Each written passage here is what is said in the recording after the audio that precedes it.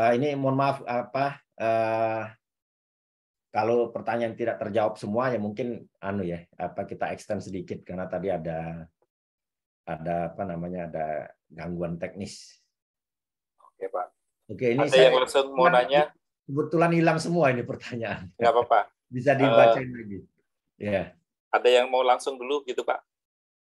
Ya, silakan. Yang mau langsung silakan. Ya. Oke, yang ini yang dari bawah ya. Dari Pak Sarjono nanya, selamat siang Pak. Ini yang terkait sama ini ya Pak ya. Jika menggunakan kontrak design and build, lanjut ada perubahan sistem, BQ kontrak belum ada nilai fixnya, dan ini terkait proyek pemerintah yang ada pemeriksaan oleh BPK. Ya. Mungkin Pak Sarjono mau langsung?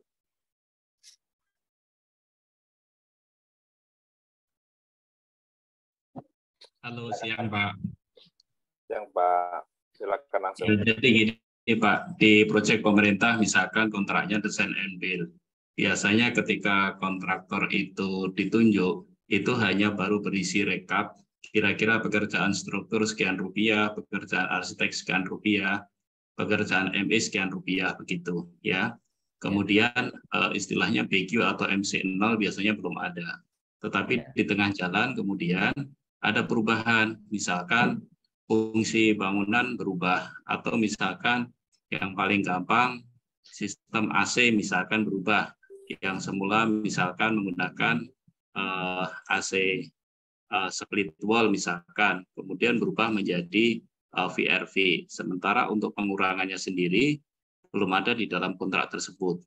Kemudian berikutnya adalah karena ini proyek pemerintah misalkan, yang di sana harus berhadapan dengan BPK.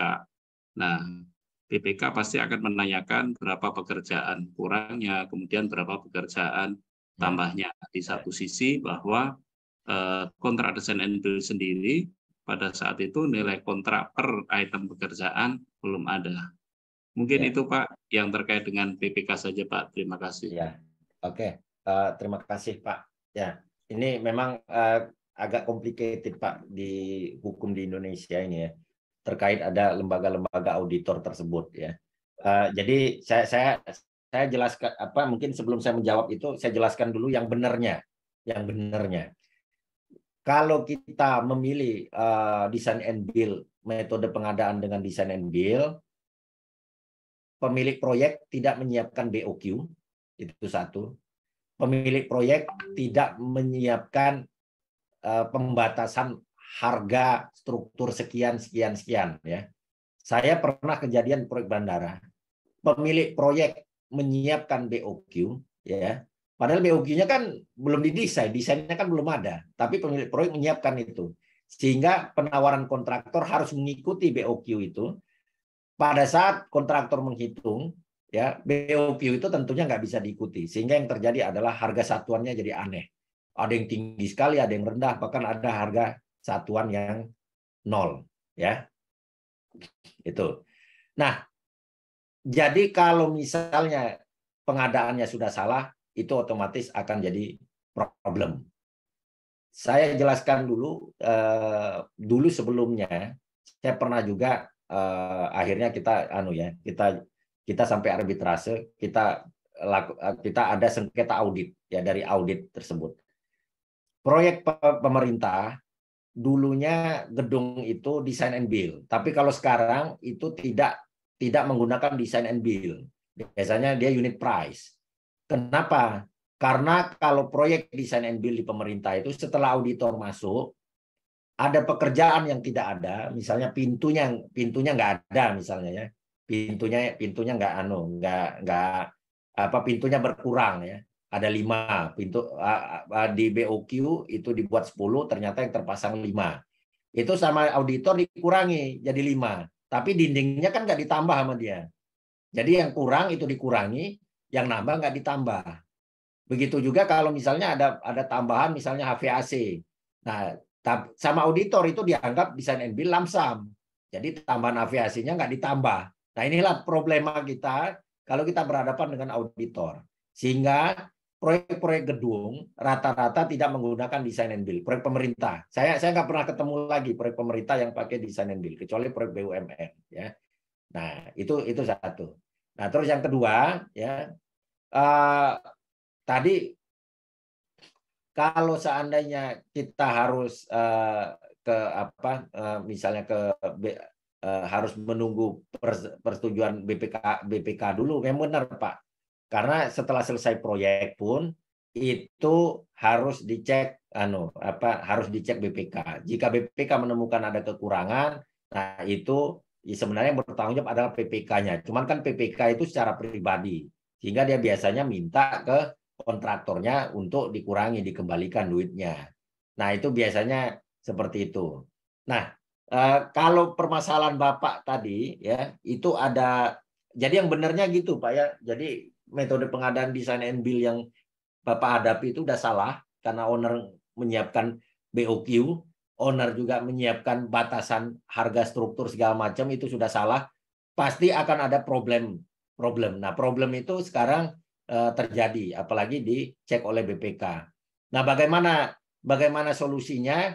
Ya terus terang mau nggak mau ya kita harus mengikuti auditnya BPK. Kecuali kalau memang kita sengketakan. Sorry, Bapak sebagai apa dulu ini? Sebagai kontraktor ya? Asal QS Pak, konsultan QS Pak. Ya, QS di engineer-nya apa QS di kontraktornya?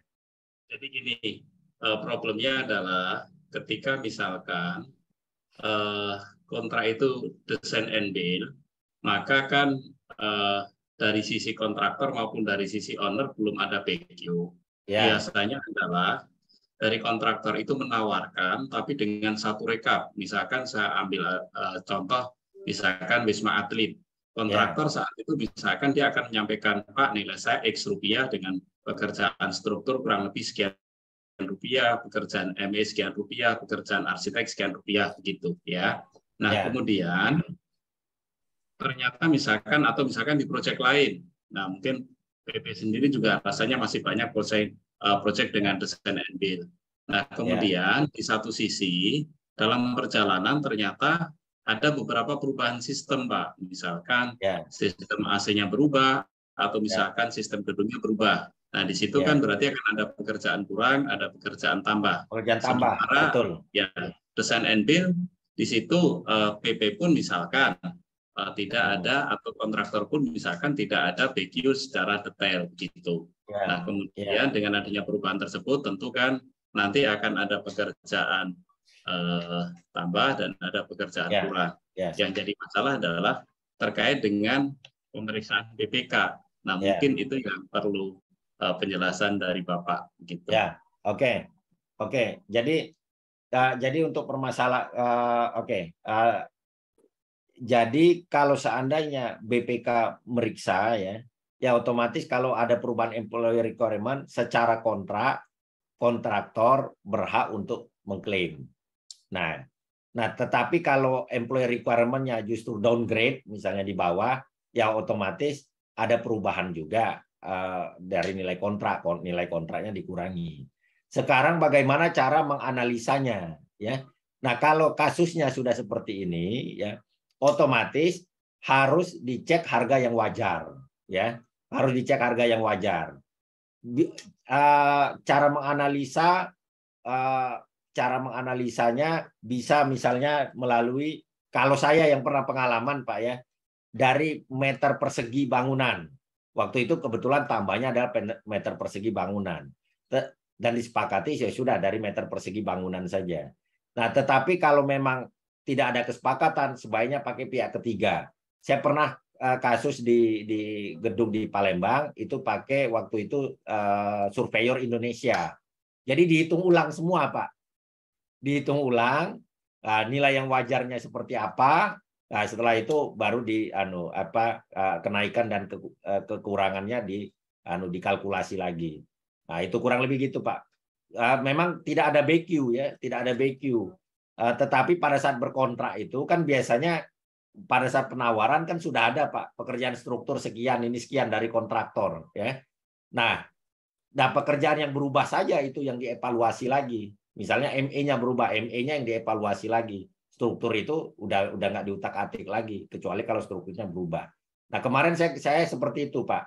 Jadi pakai pihak ketiga, ya, mana pekerjaan yang berubah. Dulu waktu itu arsitektur, ya, bagian apa namanya, dinding sama lantai. Ya, dinding sama lantainya itu dievaluasi lagi semua. Sama waktu itu genset. Nah, mungkin gitu, Pak. Kalau pakai pihak ketiga, ya itu lebih akuntabel mungkin ya. Nah, jadi kedua belah pihak sama-sama sepakat nunjuk misalnya perusahaan QS ya untuk mengevaluasi lagi pekerjaan yang berubah saja. Yang tidak berubah jangan diutak-atik lagi. Itu, Pak. Kira-kira terjawab, Pak Sarjono. Terima kasih, Pak. Ya. Tadi saya pikir pada saat tender itu owner sudah ngasih BQ. Nah, kalau itu salah ya. Itu bukan metode pengadaan design and build yang benar. Oke, next. Pertanyaan berikutnya yang mana? Pak Tatang ya. Ya, Pak Tatang. Pak Tatang, ingin menjelaskan dibacakan atau langsung? Saya langsung aja. Pak Tatang Kurniawan ya ingin menanyakan suatu kondisi dalam pelaksanaan kontrak design and build. Misalkan dalam ER ini apa maksudnya? Employer requirement ya. Dijelaskan bahwa terdapat suatu pekerjaan pembongkaran bangunan existing karena diperkirakan diperlukan untuk keperluan pelaksanaan pekerjaan utama. Namun dalam aktual pelaksanaan pekerjaan utama, kontraktor mempunyai metode yang tanpa perlu melakukan pembongkaran bangunan existing. Sebagaimana disebutkan dalam employer requirement. Pertanyaannya, apakah employer berhak mengajukan employer claim atas tidak dilaksanakan pekerjaan pembongkaran bangunan existing oleh kontraktor sebagaimana disebutkan dalam employer requirement tersebut? Oke, bagus pertanyaannya. Kalau pakai FIDIC, harga nggak bisa dikurangi lagi. Nah, itu kurang lebih gitu, Pak ya. FIDIC Yellow Book. Tapi kalau Bapak pakai FIDIC Red Book, ada metode yang lebih bagus sehingga biaya berkurang. Itu kontraktor dikasih fee 50% dari pengurangan tersebut. Misalnya nilai kontraknya 50 miliar, ternyata karena metode kontraktor lebih bagus, itu sehingga jadi dia bisa mengajukan value engineering. Value engineering itu tentunya memberi benefit kepada employer dari sisi harganya misalnya berkurang dari 50 jadi 45 miliar ya. Nah, 2,5 miliarnya untuk kontraktor. Itu kalau Red Book. Kalau Yellow Book itu tidak bisa dikurangi lagi.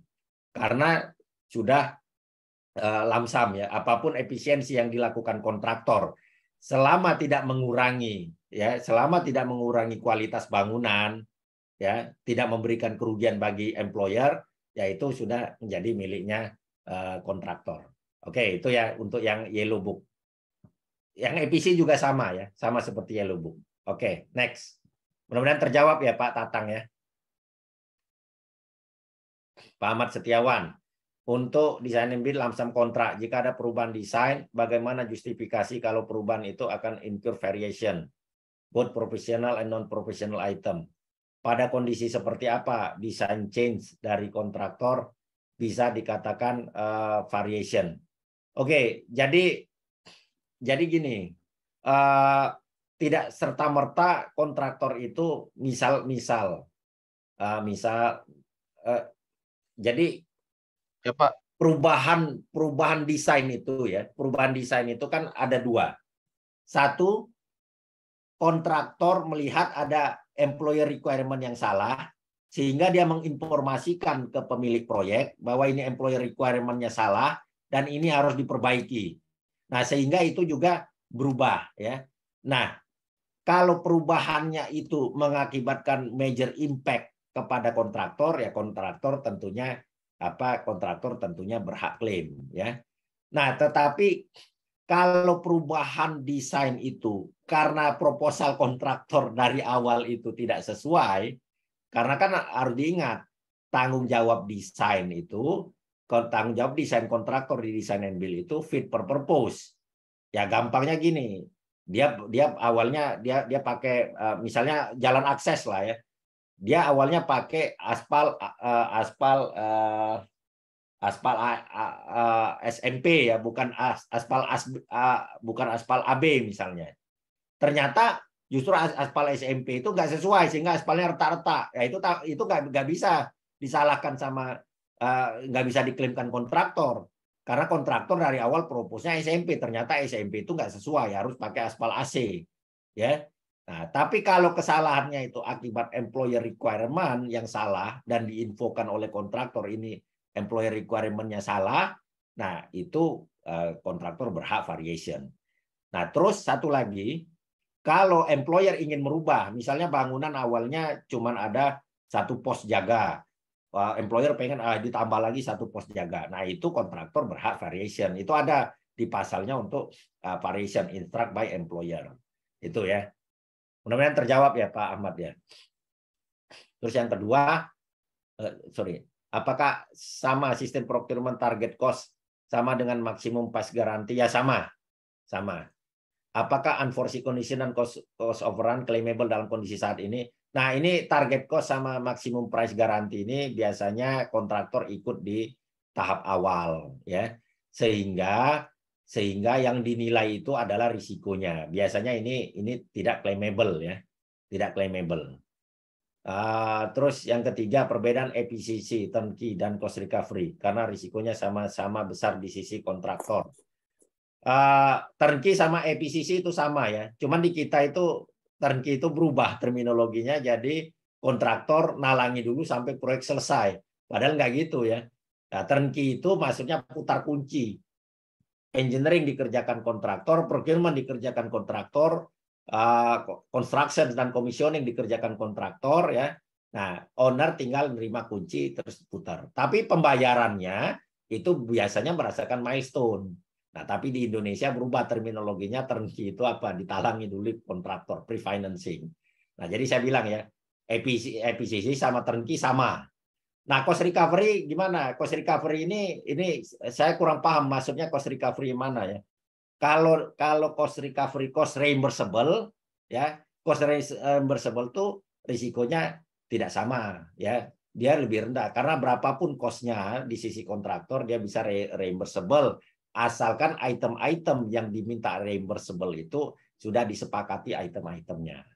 Itu ya. Mudah-mudahan terjawab ya Pak Ahmad Setiawan. Oke, next.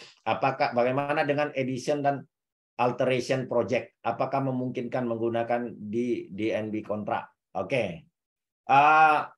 Ini kalau addition sama alteration, asumsi saya semuanya dari employer ya. Apakah memungkinkan? Ya memungkinkan ya, semuanya memungkinkan. Employer bisa minta tambah atau alteration employer juga bisa minta tambah. Tetapi tentunya akan sangat besar cost-nya karena sudah didesain sama kontraktor seperti ini tiba-tiba ditambah dan diganti. Nah karena itu kalau di design and build employer involvement-nya lebih sedikit daripada di build only, ya lebih sedikit di build only. Jadi nggak boleh ikut campur di dalam hal desain, ya terlalu banyak ikut campur dalam hal desain. Boleh nggak employer di design and build? Boleh, tapi tentunya akan subject to claim yang sangat besar nanti dari kontraktor. Oke ya, oke next. Pak Alvaris, apakah bisa dibalik rincian pada kontrak design and build? Apakah bisa dibalik rincian pada kontrak design and build? Contoh kasus kontraktor ikut tender design and build, lalu baru merinci dokumen kontrak, di mana analisa harga satuan sudah tidak sesuai standar PU, permen PU. Bagaimana pertanggungjawabannya karena harga jadi tidak wajar? Nah, ini memang problem di proyek pemerintah ya. Design and build itu sebenarnya saya bilang tidak boleh dikasih BOQ. Tidak boleh dikasih harga ya. Jadi semuanya dihitung oleh kontraktor, tapi kadang di proyek pemerintah itu ada HPS, ada quantity malah kadang dikasih ya. Nah, ini ya pasti ada problematik ya. Nah, bagaimana pertanggungjawabannya karena harga nggak wajar, ya ini akan akan jadi problematik. Saya nggak bisa menjawab. Nah, tapi biasanya common practice yang dilakukan ya kalau memang kita ada masalah seperti ini ya paling nggak sebagai kontraktor kalau misal posisi kontraktor yaitu melakukan berbagai macam VI untuk mengefisiensi karena harga itu kalau nggak wajar pasti dikurangi karena ada standar dari Permen PU itu. Iya Pak. Pak Itu Tommy, ya. kayaknya mungkin seperti yang ditanyakan Bu Alvaris itu adalah gini. Pada waktu tender desain and build itu kan keluarnya kan hanya rekapan ya Pak ya. Ya. Rekapan terhadap meter square per masing-masing partial dari sub bidang ya Pak ya. Ya. Nah, pada waktu DED sudah di approve, artinya ada namanya MC0, bukan seperti itu ya Pak ya? Ya. Ya. MC0 adalah penyesuaian terhadap harga, tapi mungkin secara sub bidangnya akan bergerek, tapi secara totally itu mungkin sama secara totally gitu. Ya. Mungkin itu salah satu itunya sih Pak Tommy. Ya. Ya. Ya. Ya memang kalau yang benar itu Pak, kan desain and build, yang mendesain itu kontraktor ya, jadi quantity segala macam itu dari kontraktor. Ya. Seharusnya apa yang sudah dikontrak ya, seharusnya kalau kita mengacu kepada ilmu kontrak, apa yang sudah dikontrak itu tidak bisa dirubah lagi. Misalnya strukturnya udah sekian, tapi kadang dicek lagi karena pada saat membuat BOQ itu kan belum Pak, belum fix semua gambarnya. Ya, belum ada detailnya. Nah, terus tiba-tiba dirubah lagi. Nah, ini yang sebenarnya nggak sesuai kalau ilmu kontrak ya. Nah, sehingga yang terjadi adalah ya pada saat di ED yang kurang itu dikurangi, yang lebih itu nggak ditambah karena dianggap lamsam. Itu yang terjadi di proyek-proyek pemerintah ya, yang ada auditornya ya, yang diaudit itu yang terjadi. Nah, karena itu kalau FIDIC sendiri ya, involvement-nya dari employer itu kecil sekali untuk cawe-cawe. Ya, jadi pada saat itu sudah ditawarkan struktur, kan biasanya kalau di design and build itu struktur sekian, ini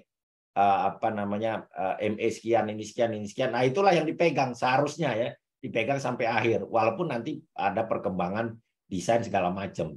Selama tidak ada perubahan employer requirement ya, itu kontraktor tidak boleh dikurangi atau tidak boleh ditambah selama tidak ada perubahan, itu yang dipegang.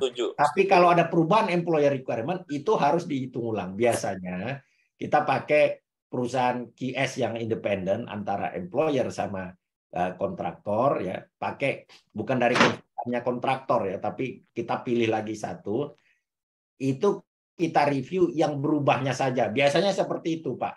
Jadi kita tidak rubah lagi semuanya, kita hitung setelah DED jadi. Biasanya gitu Pak. Tapi mungkin ada yang melakukan seperti itu, sehingga harganya itu jadi timpang. Nah, itu menurut saya itu yang tidak, yang nggak ya, yang sebenarnya sesuatu yang salah. Nah, ya saya pernah kejadian salah satu proyek proyek di BUMN ya, ownernya dari BUMN. Inilah yang dilakukan kurang lebih gitu Pak. Setelah DED-nya jadi, itu dihitung ulang lagi semua. Nah, biar nilainya tetap, itu di-split ke harga satuan ya. Jadi dibuat lagi BOQ Nah, itu nggak wajar semua, akhirnya jadi Pak, jadi sengketa.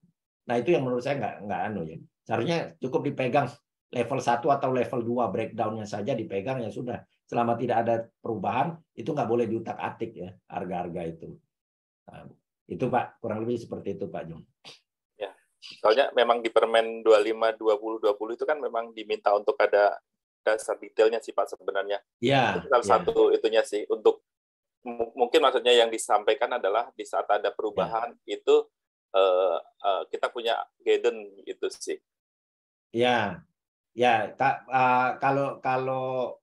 kalau misalnya terjadi perubahan itu ya memang dilihat itu adalah harga kontrak ya. Kalau misalnya tidak ada guidance itu kan harga pasar ya. Nah, kurang lebih seperti itu. Nah, kalau di FIDIC itu, di FIDIC Design and Build, terutama di EPCC, sebenarnya dia tidak mengharapkan adanya alteration yang banyak. Itu aja Pak. Jadi memang dia tidak didesain seperti itu, karena itu dia lamsam. Sifatnya itu lamsam. Nah, itu. Ya memang ada seperti, tapi menurut saya itu Pak, itu akan jadi complicated. Sebaiknya kalau yang pernah saya lakukan itu pakai pihak ketiga. Jadi itu dianggap lebih akuntabel. Nah, biasanya kalau proyek pemerintah kita coba buat dulu sendiri. Setelah itu kita bawa ke BPKP. Nah, biasanya gitu Pak Jum. Oke, lanjut Pak. Pada tender EPC, apakah kontraktor bidder yang akan menyediakan dan submit FEED, apakah biasanya klien akan membutuhkan engineering konsultan tim untuk melakukan evaluasi teknisnya? Ya, kalau FEED ini tergantung dari kompetensinya pemilik proyek. Ya, kalau pemilik proyeknya memiliki kompetensi yang mumpuni, dia yang membuat FEED, ya. Nah, tetapi kalau dia nggak mumpuni, cukup dari konseptual desain saja. Jadi yang buatnya nanti FEED-nya adalah dari kontraktor, ya. Nah, karena kalau dia mencoba membuat FEED, ternyata FEED-nya salah, dan setelah itu dikoreksi semua sama kontraktor, nah, dia akan subject to claim oleh kontraktor. Nah, klien membutuhkan engineering konsultan tim, ya benar Pak. Dia juga butuh, ya. Tapi kalau dia punya expertise, ya dia sendiri juga nggak masalah. Nah, tapi kalau di FIDIC itu, kenapa tidak ada engineer? Karena memang diharapkan dia cuma ada employer representatif. Karena diharapkan dia involvement-nya terhadap proyek itu kecil, ya. Semua dilakukan oleh kontraktor. Karena dikhawatirkan kalau terlalu tinggi involvement-nya, nanti akan terjadi dispute. Nah, mungkin gitu. Oke, next.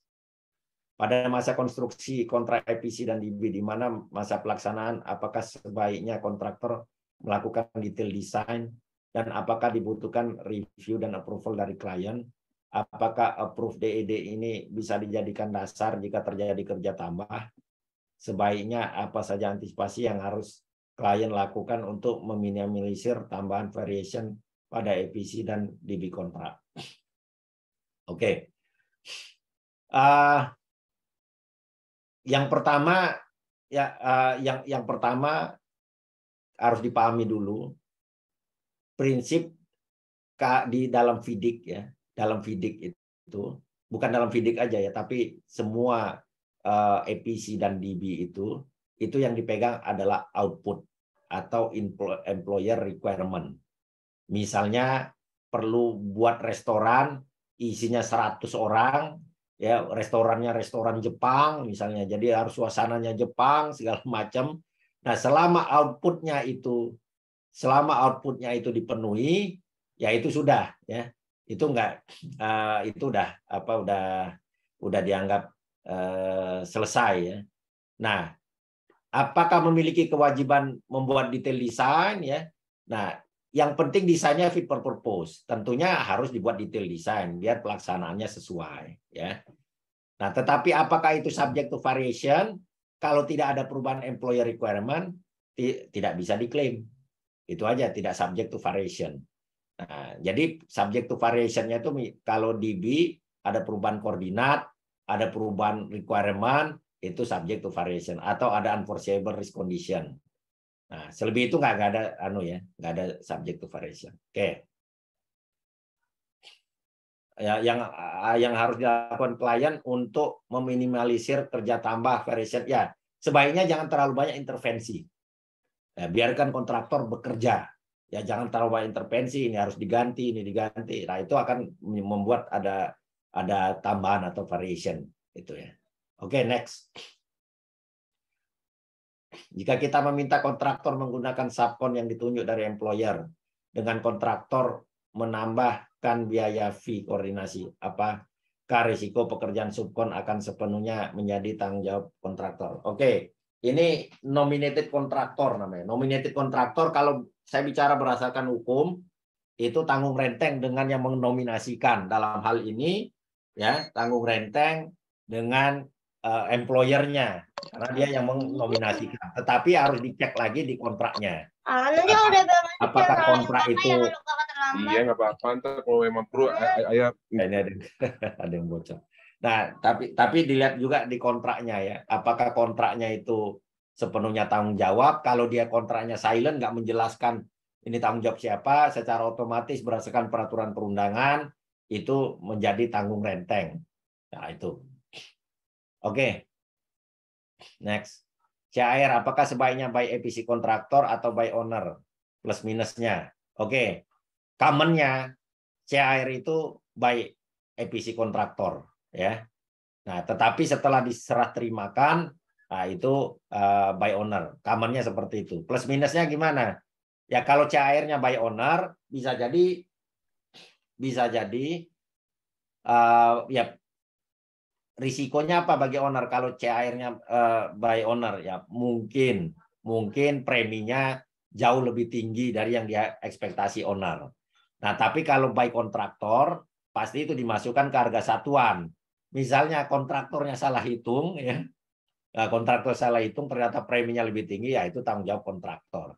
Tapi kalau ternyata kontraktornya melebihi estimasinya kelebihan, ya itu jadi keuntungan kontraktor dan otomatis owner juga membayar lebih mahal. Plus minusnya gitu. Bolehkah diganti misalnya by owner aja? Ya bisa saja. Yang penting di CAR itu adalah klausul di mana dua pihak ini tercover, ya. Apa itu nama klausulnya? Saya lupa itu. Joint claim atau apa itu, ya. Gitu. Siapapun yang menyediakan, artinya misalnya yang menyediakan kontraktor, ya owner juga harus tercover. Kurang lebih gitu. Oke, next. Bagaimana dengan addition? Oh, ini sudah tadi. Addition and alteration project. Ya, yang memungkinkan saja ya, tapi tentunya akan ada complicated di situ ya, dan biaya juga akan tinggi. Nah, itu kurang lebih gitu. Terus ada lagi yang belum terjawab, ini yang di pertanyaan ya. Kayaknya dari Bully di chat ya. Bagaimana jika menggunakan kontrak design and build? BQ kontrak belum ada. Oh, ini sudah bukan, ya? Sudah Pak. Sudah. Yang ya? Lee Adrianto ya.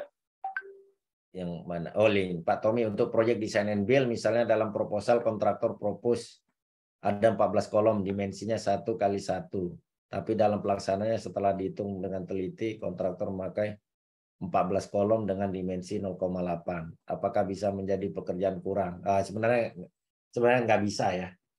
Selama tidak ada perubahan employer requirement, karena dia sistemnya lump sum, ya. Karena dia sistemnya lump sum. Tapi memang di kita itu complicated juga ya. Karena pegangannya itu bagi auditor itu DED ya, DED-nya ya. Kalau DED-nya berkurang itu kadang minta dikurangi. Tapi kalau sebenarnya kalau secara common practice-nya design and build itu, ya itulah yang ditawarkan kontraktor secara kontrak itu mengikat. Nah, kalau seandainya ternyata kontraktornya overestimate, ya, dan itu menjadi keuntungan kontraktor. Karena itu kalau kontraktornya underestimate juga merupakan risikonya kontraktor, ya, nggak bisa dia mengklaimkan atau meminta variation, gitu. Oke, mudah-mudahan terjawab ya. Ya itu memang problem kita lah ya, di sini memang jadi problem kita. Tapi yang jelas kalau namanya design and build lump sum, apa yang sudah ditawarkan selama tidak ada perubahan employer requirement, itu tidak boleh ada variation ya. Nah, kecuali kalau ada tadi yang diatur sama PIDIK ya, ada unforeseeable risk segala macam. Oke. Kira-kira terjawab ya, mudah-mudahan terjawab semua ya. Iya. Mungkin nanti kalau ada pertanyaan lagi bisa di email ya Pak. Ya, di email boleh, di email. Nanti dikumpulkan sama sekretariat melalui Mbak Eno. Ya. Sepertinya sudah banyak terjawab semua sih Pak.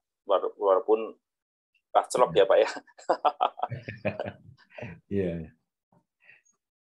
Ada lagi yang mau nanya langsung? Saya kasih satu ya, peserta. Yang mau nanya langsung silakan ya. Saya buka satu peserta, boleh langsung buka mic-nya. Selamat siang, Pak. Siang, Pak. Siang, Pak. Izin. Kayaknya Bapak juga lebih berpengalaman di mana? Di BUMN, di bandara juga, Pak ya. Kebetulan saya juga nanganin desain and build. Ya. Di bandara. Di mana ada gelondongan di situ, dan di situ ada kontrak lump sum dan unit price. Ya. Yang jadi pertanyaan saya, ketika kita melakukan analisa berdasarkan lamsam, analisa itu lamsam. Ya. Tetapi aktualnya di lapangan itu terjadi reposisi, Pak. Ya. Reposisi sehingga volumenya bertambah. Contoh kasusnya di AC. Volume pipa refrigerantnya bertambah sekitar hampir 30 kali lipat. 30 lumayan kali. agak jauh. Iya, Oh, muter. banyak juga ya. Ya. Jadi memang owner itu mengklaim kalau itu lamsam. Padahal Ya. dari awal kita sudah melakukan pembahasan persamaan persepsi. Ya. Dari awal, Pak ini di sini terlalu jauh, mending di sini saja. Aktualnya seperti itu. Mohon arahan itu aja sih Pak yang jadi bikin. Oke. Nah, masalah itu yang saya bilang ya. Reposisi itu dari siapa? Apakah karena employer requirement yang salah? Jadi owner sudah ngasih posisi AC di sini, di sini, di sini. Nah, terus habis itu kita ngebid. Pada saat ngebid kita bilang ini tidak mungkin dengan kondisi gini. Artinya ada employer requirement-nya dirubah. Ya. Karena kalau diikuti employer requirement ini ada yang salah. Nah, kalau itu dirubah ya, otomatis desainnya berubah. Kalau desainnya berubah, ya sifat lamsam itu juga tidak merekat. Karena kalau di Perpres yang sebelumnya ya, tahun berapa itu kan, sifat lamsam itu kan melekat pada desain. Nah, sekarang pertanyaan saya, reposisi itu terjadi kenapa? Karena dari permintaan owner atau employer requirement yang salah sehingga diperbaiki, atau memang pada saat itu kontraktor yang merubah karena ternyata pada saat proposalnya kontraktor ternyata salah. Nah itu saya pengen tahu seperti itu Pak Indra, karena ini kalau memang dari proposal awal kontraktor seperti itu atau memang silent tidak ada, artinya employer requirement-nya nggak ada posisi AC, tapi kontraktor memperkirakan AC-nya seperti ini. Ya, dari kontraktor proposalnya. Ternyata setelah aktualnya kontraktor harus merubah semua. Nah, itu salah kontraktor, nggak bisa disalahkan ke owner. Makanya saya bilang, berubahnya karena apa? Itu dulu, Pak. Ya, jadi memang karena permintaan dari owner, Pak. Cuman waktu itu saya juga minta JI, tolong lampirkan JI. Jadi itu bukti administrasi kita terjadi perubahan di lamsam. Ya, kalau itu permintaan owner, maka harus dihitung lagi, Pak. Harus ada variasi. Karena sifat lamsamnya sudah hilang. Jadi itu harus dihitung secara unit price. Harus dibuat lagi yang namanya. Itu permintaan owner. Nah, problemnya kan owner nggak mau nih. Kalau owner nggak mau, artinya jadi dispute. Nah, kalau dispute, itu nanti arahnya tergantung kontrak. Mungkin sebelum ke Bani, tawarkan dulu untuk mediasi. Ya, ini pakai dengan BUMN. Dengan BUMN itu BPKP, Pak, Direktorat HKP namanya, Hambatan Kelancaran Pembangunan.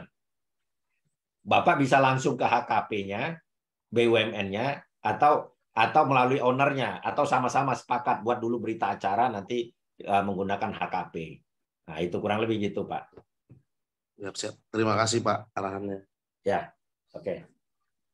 Oke, Pak Tommy, saya pikir sudah cukup, Pak Tommy, atau teman-teman?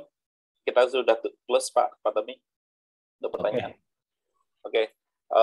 Sebelumnya terima kasih Pak Tommy sudah membuka wawasan kita, membuka satu yang design and build memang kadang-kadang yang kita tahu adalah seperti itu ya, artinya konsep-konsepnya ini kita mulai membuka lagi gitu ya, artinya kita ada satu wawasan baru gitu.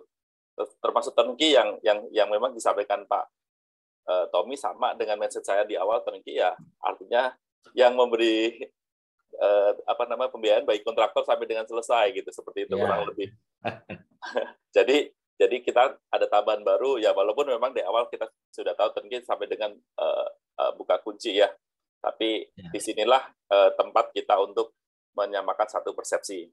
Semoga dengan adanya dari wawasan dari Pak Tommy sampaikan hari ini itu bisa membuka sesuatu wawasan baru, dan kita nantinya bisa membedah lagi, mungkin kalau ada satu hal yang masih ada mengganjal, nanti kita coba bedah kembali Pak Tommy. Ya. Demikian teman-teman, terima kasih Pak Tommy, waktunya sampai dengan saat ini menambah banget pengetahuan dari teman-teman juga. Saya pikir banyak banget lah yang kita awalnya tidak tahu, sekarang menjadi tahu mengenai guidance feeding mana yang akan kita pakai. Itu tadi Bapak sudah buka sekali ya. Jadi semoga nanti kita bisa ke depannya bisa bekerja sama dengan baik. Di lapangan juga nantinya kita bisa melakukan hal yang sesuai dengan koridor.